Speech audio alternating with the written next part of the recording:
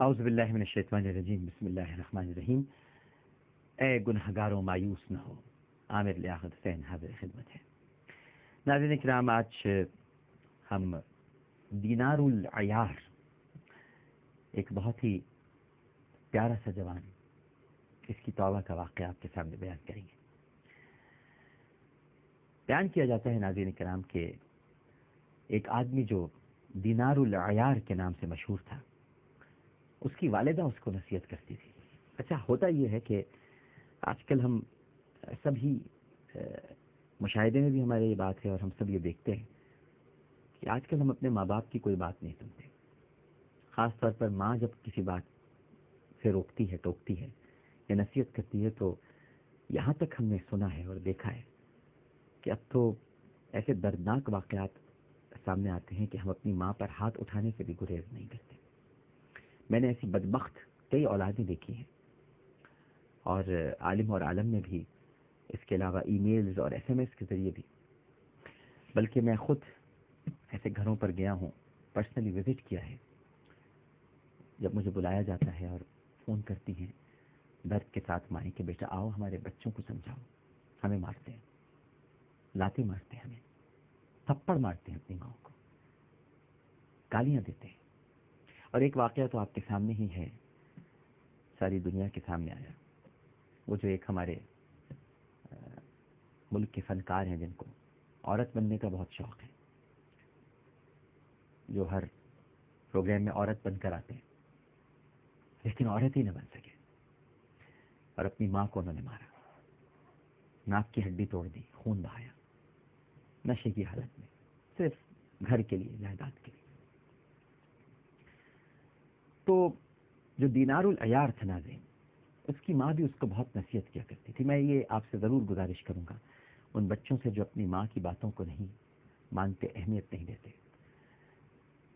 میرے بھائیوں، میری بہنوں، میری امی نہیں ہے اس دنیا میں، اللہ تعالیٰ ان کی مغفرت کرے۔ جس کی ماں نہیں ہوتی اس سے پوچھئے کہ ماں کیا ہوتی ہے، اور آپ کے پاس ماں ہے، اس سے پیار کرنا سیکھ لیجیے۔ نیند کی آغوش میں جب تھک کے سو جاتی ہے ماں، تب کہیں جا کر کہیں تھوڑا سا سکون پاتی ہے ماں ایک بہت بڑی نعمت ہے ناظرین کرام۔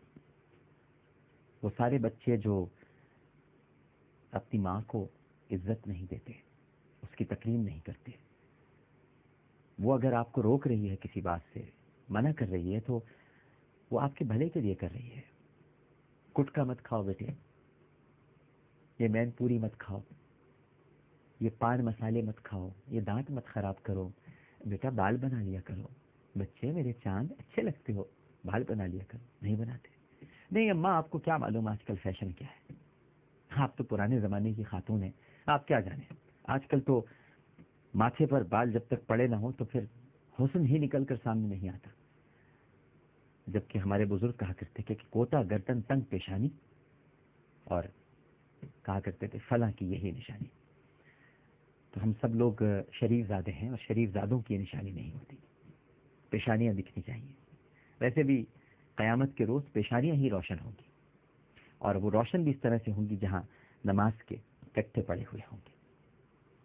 تو نماز کے گٹھے تو پڑیں گے اسی وقت جب پیشانیاں ہوں گی، جب آپ کے بال ڈھکے رہیں گے، اور بال آپ نہیں کٹوائیں گے، بےہودہ طریقے سے بال آپ بڑھا کے رکھیں گے، اسے فیشن بنائیں گے۔ اماں کا دل کبھی خوش نہیں ہوتا، میں آپ کو بتا دوں۔ اماں تو آپ کبھی ماں کی آغوش میں چلے جائیں، اس کی گود میں بیٹھ جائیں، تو وہ تو آپ کے اپنے آغوش میں بھرنے کے بعد نہ چاہتے ہوئے بھی، اس کی ایک عادت ہوتی ہے، بالوں میں جوئیں تلاش کرنا شروع کر دیتی ہے۔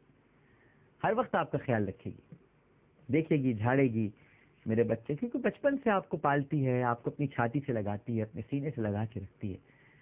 تو ماں کی نافرمانی کرنے والا تو کبھی بھی دنیا میں کامیاب نہیں ہو سکتا۔ دیکھیے سیدنا اویس قرنی رضی اللہ تعالی عنہ، کتنا بڑا مقام ہے ان کا، جن کے پاس 2 صحابہ کرام جا رہے ہیں دعا لینے کے لیے۔ وہ کوئی معمولی صحابہ نہیں جا رہے ناظرین کرام، صحابہ تو ویسے بھی معمولی نہیں ہوتے، لیکن ان صحابہ میں بھی سوچئے جن کے مقام اور درجات عشرہ مبشرہ میں جو شامل ہوں، اور عشرہ مبشرہ سے بھی بڑھ کر جو خلفائے راشدین ہوں، سیدنا فاروق اعظم رضی اللہ تعالی عنہ اور مولا علی کرم اللہ وجہہ، جب وہ حضرت اویس قرنی رضی اللہ تعالی عنہ کے پاس نبی کریم صلی اللہ علیہ وآلہ وسلم کے حکم سے دعا لینے کے لیے جا رہے ہیں، تو کیا خاص بات تھی؟ صرف یہ کہ انہوں نے احد کے میدان میں نبی کریم صلی اللہ علیہ وآلہ وسلم کا ایک دندان مبارک شہید ہونے کے بعد اپنے سارے دانت توڑ ڈالے تھے، یا وہ عشق رسول میں بہت زیادہ آگے بڑھے ہوئے تھے، مبتلا تھے، مگن تھے، منہمک تھے؟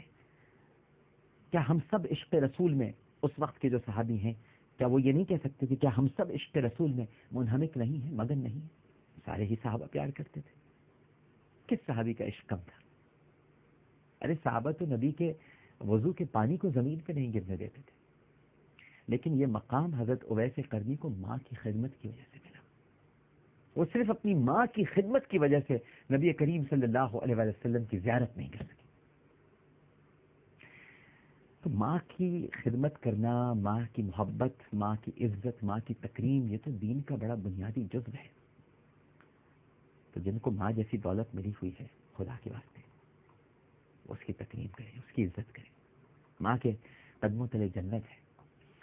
تو میں آپ سے یہ عرض کر رہا تھا، کہاں میں نکل گیا، واپس خود ہی اپنے آپ کو لے کر آتا ہوں۔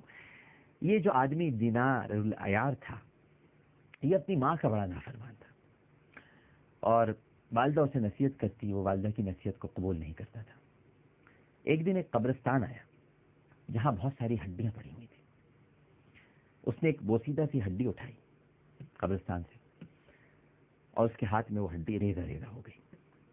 اس نے اپنے دل میں سوچا اور اپنے جی میں کہا، تیرا ناس ہو اے دینار العیار، تیرا ناس ہو کہ کل کو تیری ہڈیاں بھی اسی طرح ریزہ ریزہ ہو جائیں گی اور جسم مٹی کی طرح ہو جائے گا، لیکن تو ہے کہ بس گناہوں کی طرف ہی بڑھتا چلا جا رہا ہے۔ شرمندہ ہو، توبہ کا پختہ ارادہ کر لیا اور اپنا سر آسمان کی طرف اٹھا کر کہنے لگا، اے اللہ، میں نے اپنے سارے معاملات تیرے حوالے کر دیے۔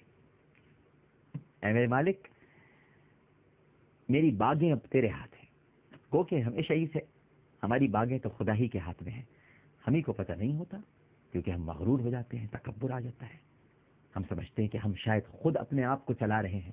ایسا نہیں ہوتا ناظرین کرام، ہماری باغیں خدا ہی کے ہاتھ میں ہیں۔ یہ تو اس کا کرم ہے کہ وہ ہماری لگامیں کھینچتا نہیں ہے، اگر کھینچ لے تو خدا کی قسم اگلی سانس لینے کی بابت بھی نہ ہے، ڈھیل دے رکھی ہے اس نے۔ واقعے کو یہیں سے شروع کرتے ہیں، لیکن پہلے ایک چھوٹا سا وقفہ لے لیتے ہیں، وقفے کے بعد دوبارہ حاضر ہوتے ہیں۔ تھوڑا سا غور کیجیے گا ماں کی عزت، تکریم اور تعظیم پر، ایک چھوٹا سا وقفہ۔